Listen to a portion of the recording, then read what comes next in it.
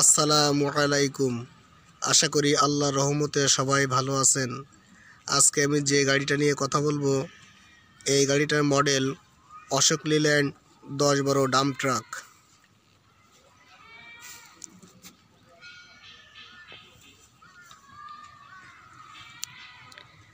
সামনের হেডল্যাম্প এবং front direction lamp আলাদাভাবে সেট আপ করা আছে।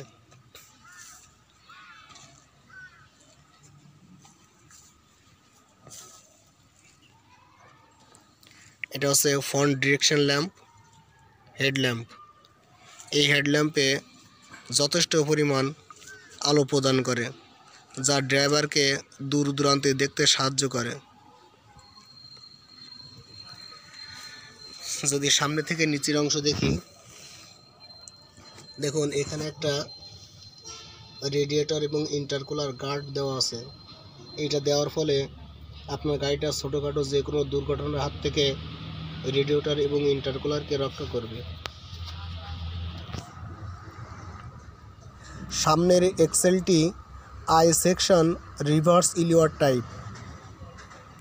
সাসপেনশন সিস্টেমে সামনের সাসপেনশনে semi elliptic multileaf leaf spring ব্যবহার করা হয়েছে এবং এর সঙ্গে হাইড্রোলিক শক অ্যাবজর্বার দেওয়া আছে।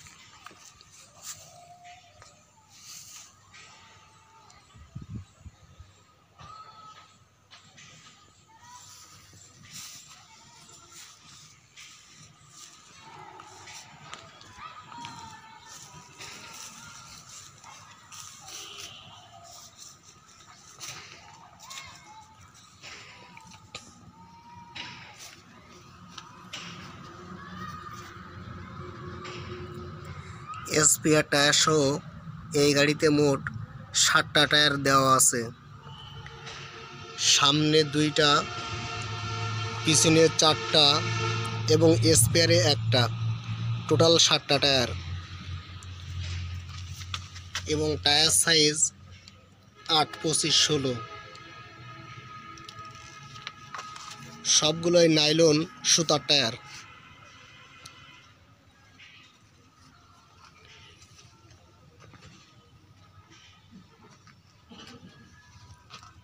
ইলেকট্রিক পাওয়ার সাপ্লাই দেওয়ার জন্য এই গাড়িতে 12 ভোল্টের একটি সিঙ্গেল ব্যাটারি ব্যবহার করা হয়েছে।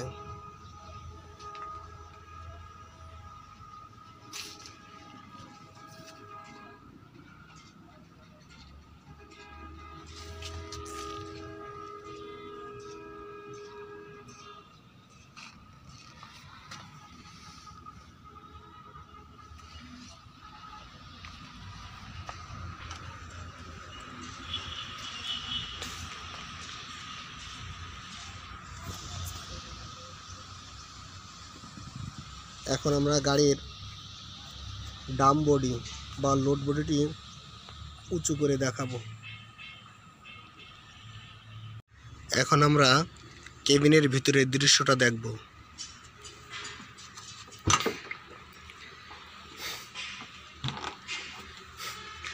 দেখুন, এটা হচ্ছে ডান পাশের দরজা।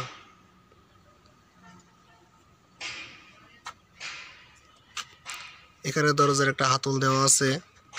দরজার গ্লাস উঁচু নিচু করার জন্য একটা হাতল দেওয়া আছে।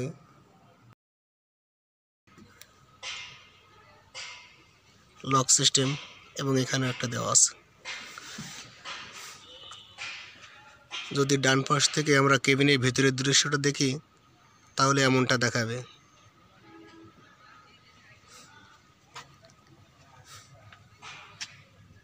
অ্যাক্সিলারেটর প্যাডেল, ব্রেক প্যাডেল এবং ক্লাচ প্যাডেল।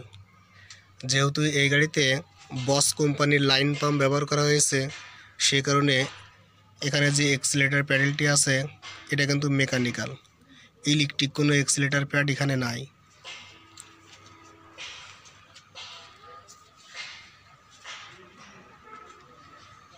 এই গাড়িতে যে স্টিয়ারিং সিস্টেমটি ব্যবহার করা হয়েছে এটি সম্পূর্ণ পাওয়ার স্টিয়ারিং। দেখুন, ড্রাইভারের সিটটি 6 ওয়ে অ্যাডজাস্টেবল, উপর নিচু করা যাবে, সামনে পিছু করা যাবে, এখান থেকে উপর নিচু করা যাবে। এটা দিয়ে ড্রাইভারের যে সিটের যে পিছনের পার্টটা আছে এটা সামনে পিছু নেওয়া যাবে। এবং ড্রাইভারের ডান হাতে এখানে দেওয়া আছে আমাদের যে কার্গো বডি বা লোড বডিটি আছে ডাম্প ট্রাকের, এই লোড বডিটি উঁচু নিচু করার জন্য সেই হাইড্রোলিক লিভার সিস্টেমটা। আমি এখন কেবিনের ভিতরে একটু উঠি দেখাই।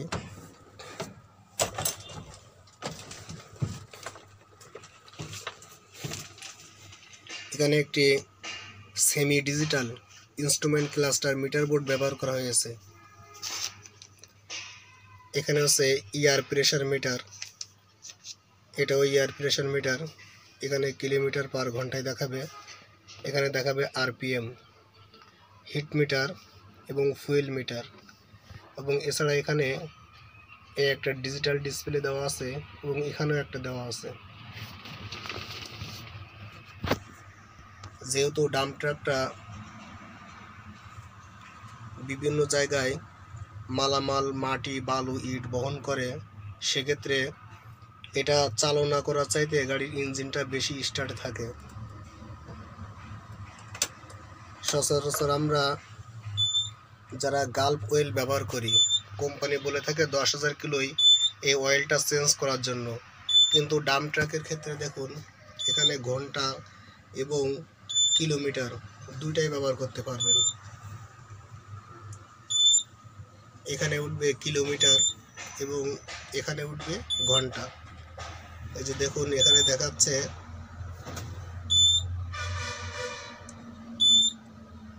780 কিলোমিটার আর এখানে দেখাচ্ছে 31 ঘন্টা। অর্থাৎ এই গাড়িটা 31 ঘন্টা এই গাড়িটার ইঞ্জিন স্টার্টে ছিল।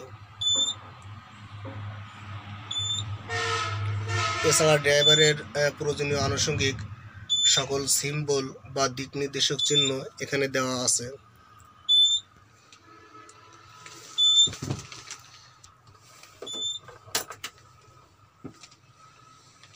হেডলাইটের আলো অ্যাডজাস্ট করার জন্য একটা সুইচ, ইমার্জেন্সি সুইচ। আর এখানে হচ্ছে পিটিও পাম্প, হাইড্রোলিক যে পিটিও পাম্প আছে ওইটা অন করার জন্য সুইচ। এখানে 12 ভোল্টের একটি আউটপুট লাইনের জন্য সকেট দেওয়া আছে। এছাড়া এখানে আরও অনেক লাইন দেওয়া আছে, আপনারা এক্সট্রা সুইচ ব্যবহার করতে পারবেন। এখানে MP3 বা মিউজিক প্লেয়ারের জন্য বিভিন্ন ইউটিলিটি আইটেম এখানে ব্যবহার করতে পারবেন। এখানে দেওয়া আছে একটা টুল বক্স। হেল্পারের সিটটা দেখেন অনেক বড়, এখানে অনায়াসে 3 জন মানুষ বসতে পারবে। এছাড়া যে রুম লাইট, সান প্রোটেক্টর সব কিছু দেওয়া আছে।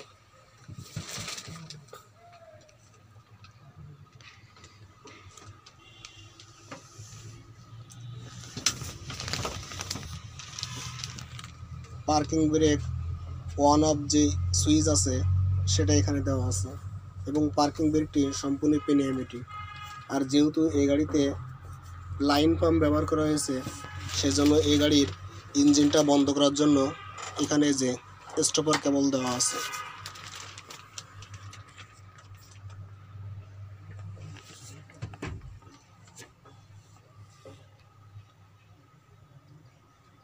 এই গাড়িতে যে গিয়ারটা ব্যবহার করা হয়েছে সেটা হচ্ছে ফরওয়ার্ডে আছে 6 স্পিড, মানে সামনের দিকে যাবে 6 স্পিড এবং পিছনে 1 speed back gear, total 7 speed gear box ব্যবহার করা হয়েছে।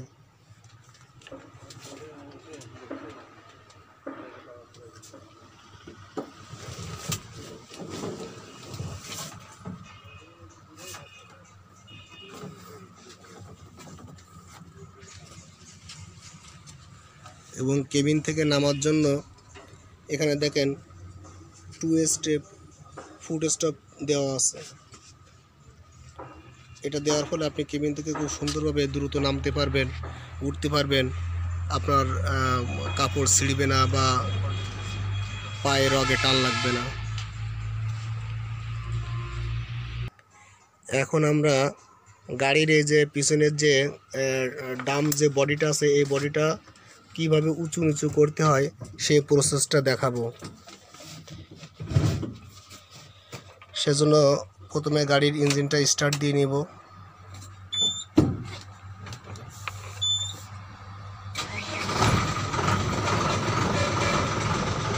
এরপর গাড়ির ক্লাচটা চেপে ধরব।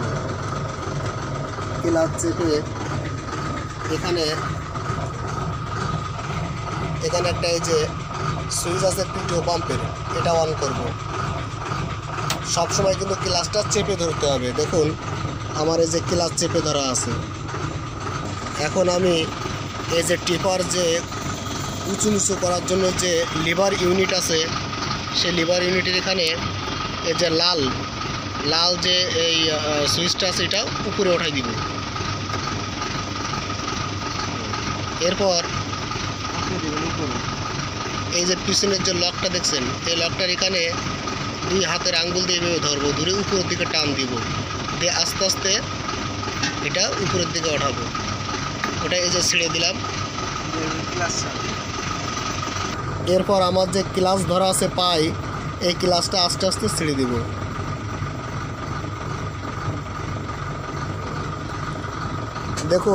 দেখুন আমার গাড়ির টিপারটা আস্তে আস্তে উপরে উঠছে।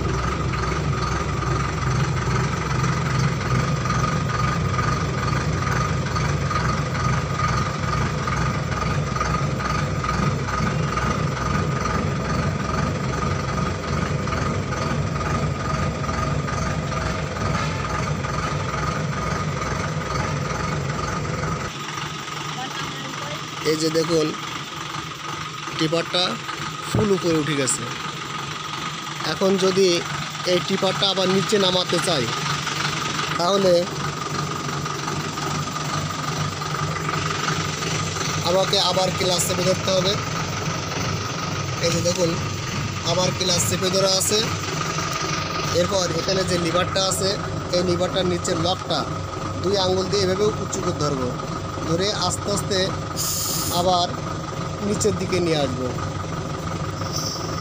এই যে দেখুন আমার টিপারটা আবার নিচে নামছে।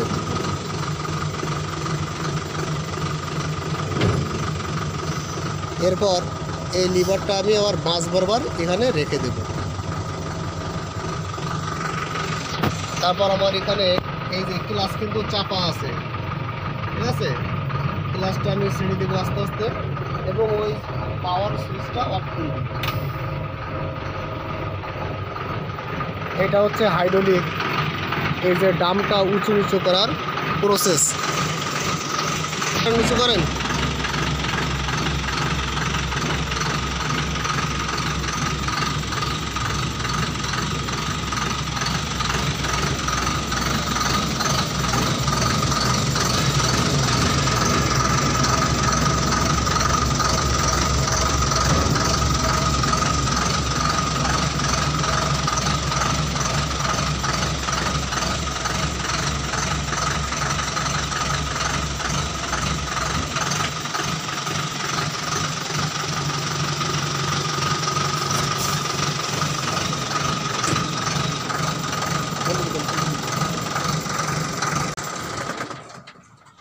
দেখুন ডামটা ফুল উঠে গেছে। ডামটা যখন উঠে যাবে তখন অবশ্যই এখানে যে একটি সেফটি লিভার দেওয়া আছে এটা উঠায় রাখতে হবে। যদি কখনো ডাম মিস করে তাহলে যেন এর নিচে যে লোকজন আছে তারা দুর্ঘটনায় না পড়ে, সেজন্য অবশ্যই এই সেফটি, এই যে এখানে যে এটা দেওয়া আছে এই সেফটিটা উঠায় রাখতে হবে।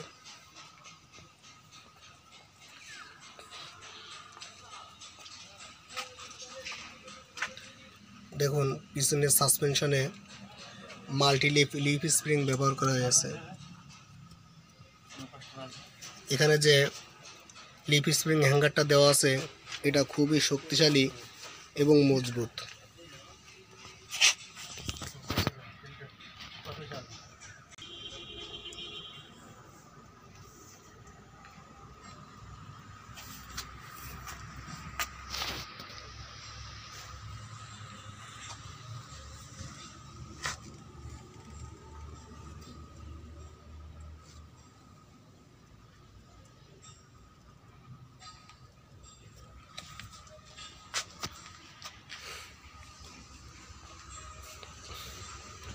এছাড়া পিছনের চাকায় উভয় চাকার মাঝে একটা নির্দিষ্ট গ্যাপ দেওয়া আছে, ফাঁকা দেওয়া আছে। এর কারণে অধিক লোডের সময় টায়ারের পেটে ঘষা লাগবে না। ফুয়েল ট্যাঙ্কের ধারণ ক্ষমতা 115 লিটার এবং ফুয়েল ট্যাঙ্কটি সম্পূর্ণ মেটালিক। দেখুন ফুয়েল ট্যাঙ্কের মুখে যে ক্যাপটি দেওয়া আছে এটি হচ্ছে লক টাইপ। চাইলে কেউ এখান থেকে ডিজেল চুরি করতে পারবে না। এখান থেকে এই লকটি খুলতে গেলে অবশ্যই চাবির দরকার হবে।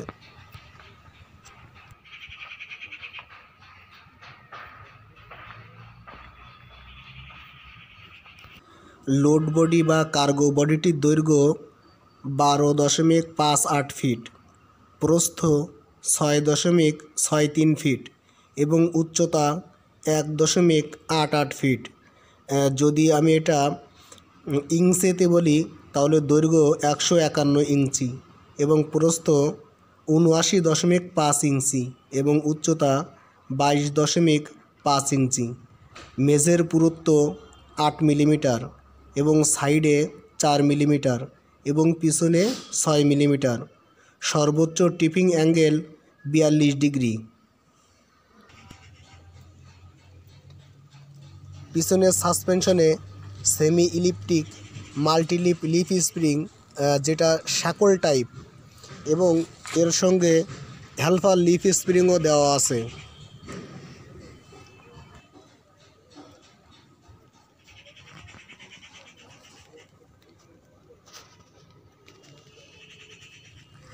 পেলোড ক্ষমতা 5430 কেজি এবং খালি গাড়ির ওজন বডি সহ 5470 কেজি।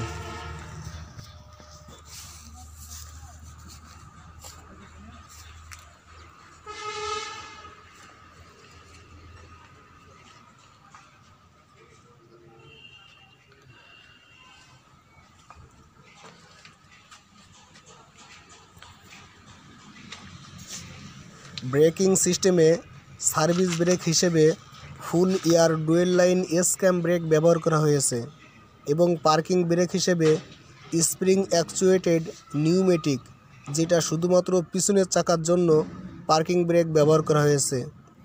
এছাড়া সাহায্যকারী ব্রেক হিসেবে এই গাড়িতে ইঞ্জিন লক বা এক্সস্ট ব্রেক ব্যবহার করা হয়েছে, যেটা বাটারফ্লাই টাইপ।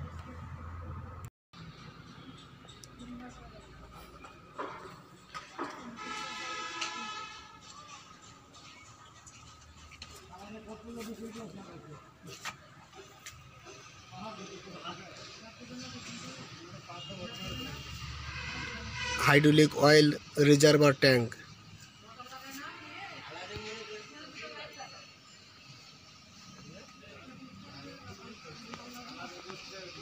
এটা হচ্ছে টিপার সিলিন্ডার।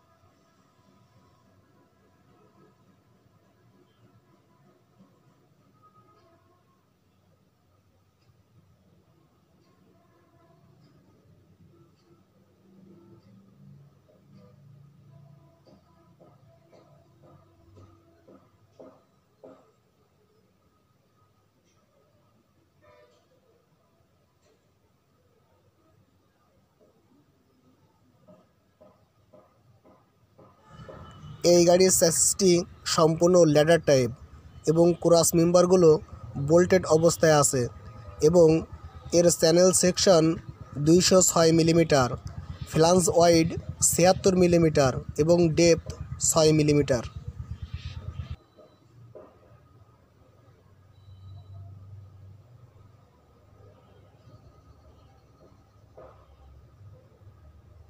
ট্রান্সমিশন সিস্টেমে ক্লাচ প্লেট হিসেবে dry friction type clutch plate ব্যবহার করা হয়েছে এবং এটি এক্সিয়াল স্প্রিং ক্লাচ বুস্টারের সাথে পরিচালিত হয় এবং এই ক্লাচটির ডায়া 330 মিলিমিটার। গিয়ার বক্স হিসেবে ZF সিনক্রোনাইজার 6 স্পিড ফরওয়ার্ড এবং 1 স্পিড রিভার্স অর্থাৎ 6 স্পিড সামনে এবং 1 speed back gear, total 7 speed gear box ব্যবহার করা হয়েছে।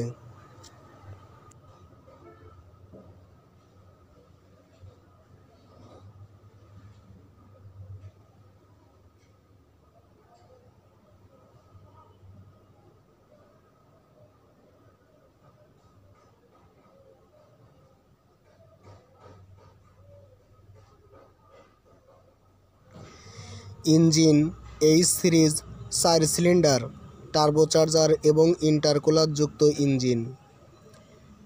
ইঞ্জিন ধারণ ক্ষমতা 3738 সিসি, সর্বোচ্চ শক্তি অর্থাৎ maximum output power 120 horse power এবং 2400 RPM, maximum output torque 415 newton metre এবং 1400 আরপিএম।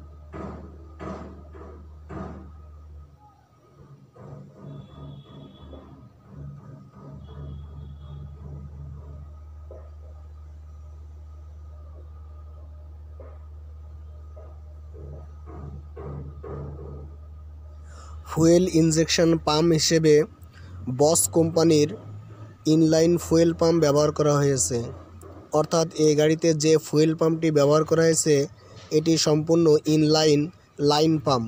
এই গাড়িতে কোনো ইলেকট্রিক পাম্প ব্যবহার করা হয়নি।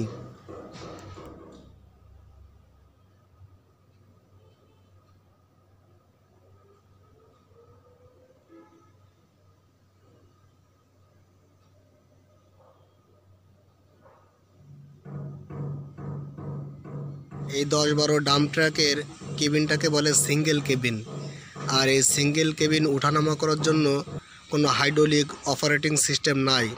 এটা সম্পূর্ণ আপনার একটা লক আছে, লকটা রিলিজ করলেই কেবিনটা অটোমেটিক উঠে যাবে। এখন কেবিনটা কিভাবে উঠাতে হবে সেটা আমরা দেখাবো। দেখুন এখানে একটা কেবিন চাবি প্রবেশ করানো আছে, এটা কেবিন চাবিটা এখানে দিব, দিয়ে এটা বাম দিকে একটা টার্ন নিয়ে টান দিতে হবে কাছের দিকে এবং এটাকে এইভাবে চাপ দিয়ে ধরতে হবে। যখন এখানে এইভাবে চাপ দিব তখন দেখেন এখানে একটা লক খুলে যাচ্ছে, ঠিক আছে। এই লকটা খুলে গেলে তারপর এখানে ধরে একটু হালকা উঁচু করলে কেবিনটা অটোমেটিক উঠে যাবে। হ্যাঁ,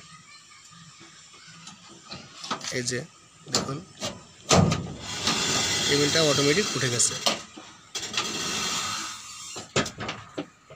এবং এখানে কেবিনটা লক হয়ে গেছে, এখানে একটা লকিং সিস্টেম আছে। এই যে দেখুন কেবিনটা লক হয়ে গেছে।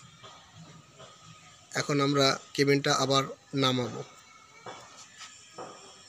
সেক্ষেত্রে এইখানে ধরে একটু উঁচু করতে হবে, করলে এখান থেকে লকটা রিলিজ হয়ে যাবে। দেখুন আমরা নামাচ্ছি।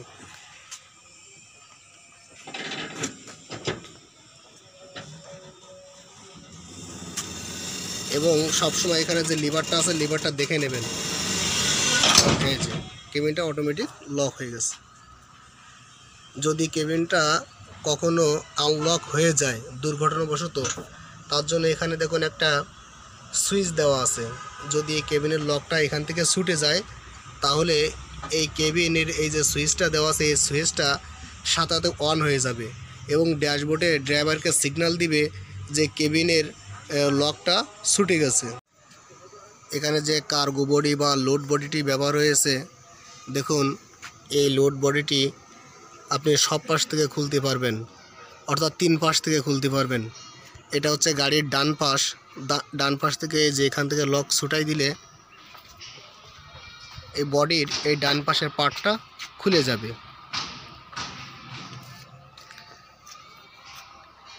এই পাশের পার্টটা খুলে যাবে। ডাম বডিটা উঁচু হলে পিছনের পার্টটাও অটোমেটিক খুলে যাবে। এই যে এখানে লক আছে, এই লকগুলো খুলে যায়। এবং এটা হচ্ছে বাম পাশ। দেখুন বাম পাশেও এখানে লক দেওয়া আছে। এই লক যদি খুলে দেন তাহলে এ পাশ থেকেও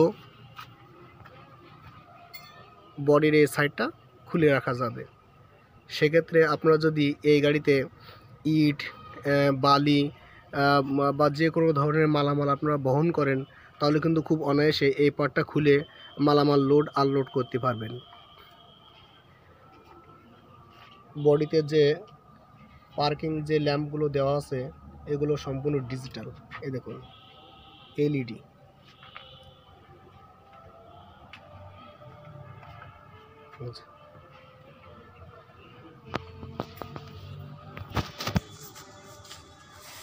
সেক্ষেত্রে এই বডিটার যে 3 পাশ থেকে খোলা যায়, এজন্য আপনার এই গাড়িতে কিন্তু শুধু মাটি, বালু, সিমেন্ট এগুলো টানার পরিবর্তেও শাকসবজি আইটেম, গরু অথবা ধান সব কিছু অনায়াসে পরিবহন করতে পারবেন।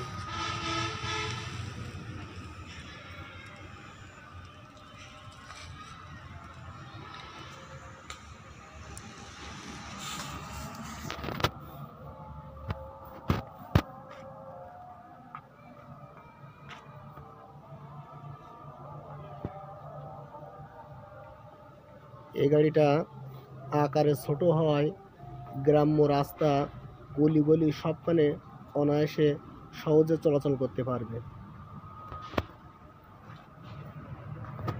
যদি এই গাড়িটার সুবিধার কথা বলি তাহলে এটি হচ্ছে ইন্ডিয়ান অশোক লিল্যান্ড গাড়ি, যে কারণে এই গাড়িটার মূল্য অনেক কম। এছাড়া এই গাড়িটা দীর্ঘদিন যাবৎ বাংলাদেশের রাস্তায় চলাচল করছে, ফলে এই গাড়িটার পার্টসপাতি কিন্তু সবখানে অ্যাভেলেবেল পাবেন।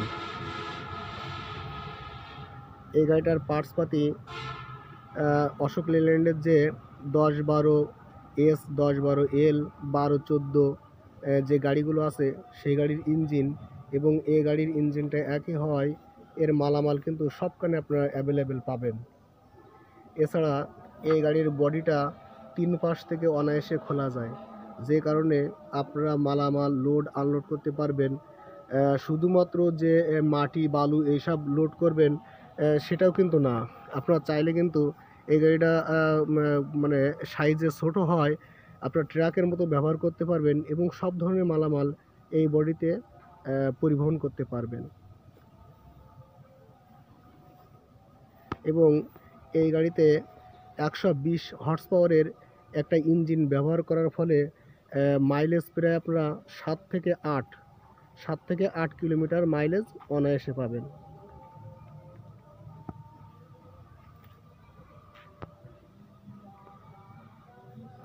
অশোক লেল্যান্ড গাড়ির এমন আরও অনেক ভিডিও পেতে চাইলে আমাদের সাথে থাকুন। ভালো লাগলে চ্যানেলটি সাবস্ক্রাইব করুন এবং লাইক বাটনে একটি লাইক দিবেন। ভালো থাকবেন সবাই। আল্লাহ হাফেজ।